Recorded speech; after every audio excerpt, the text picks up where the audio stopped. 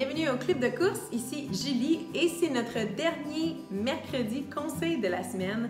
Alors le conseil de la semaine, cette semaine, c'est combien de temps d'activité physique est-ce que tu devrais avoir chaque jour? Alors, il y a les comportements sédentaires aussi qu'on va parler ensemble aujourd'hui.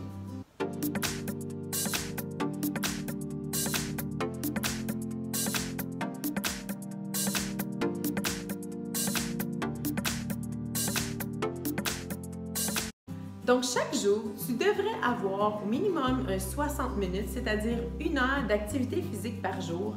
Donc, 1 heure où est-ce que ton cœur va battre assez fort. Donc, c'est-à-dire que tu vas sentir que tu as un essoufflement, OK? Donc, tu vas sentir que tu vas respirer de façon un peu plus difficile. Donc, tu peux faire nos défis Action Alphabet sur notre page YouTube. Tu peux aller jouer au parc, tu peux jouer un match de soccer avec tes amis, tu peux courir avec ton petit frère, après ta petite sœur, tu peux aller te baigner, tu peux jouer à la tag. Alors, il y a vraiment plein d'activités que tu peux faire qui vont être inclus dans ce 1 heure-là chaque jour.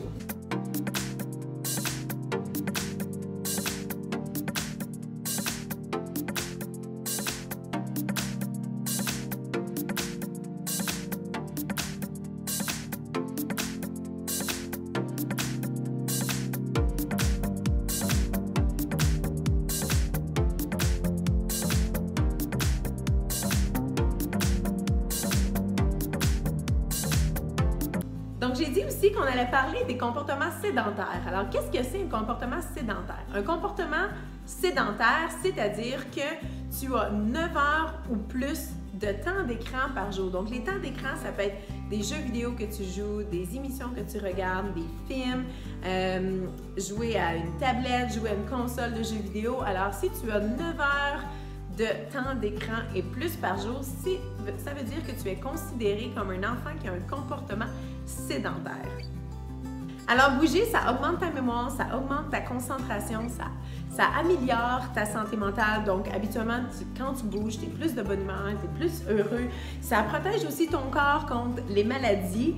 Eh bien oui. Et puis aussi, ça aide tes muscles, ta masse musculaire. Donc, ça augmente ta masse musculaire. Et il y a beaucoup d'autres effets bénéfiques à bouger. Donc, ça veut dire que si tu es sédentaire, c'est important que tu coupes les moments où est-ce que tu ne bouges pas dans la journée pour pouvoir aller faire de l'exercice physique.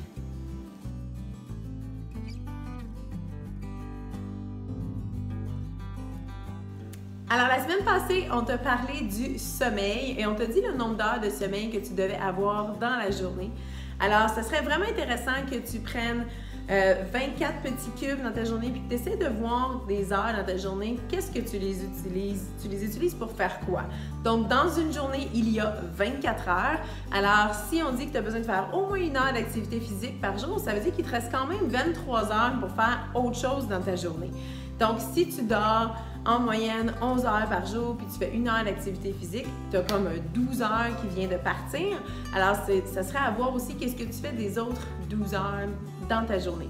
Donc, tu peux peut-être faire ce petit exercice-là, d'essayer de voir tes 24 heures dans ta journée, tu les utilises à faire quoi? Et si tu réalises que tu ne fais pas assez d'activité physique, eh bien, c'est le temps d'en prendre conscience et de bouger au moins 1 heure par jour.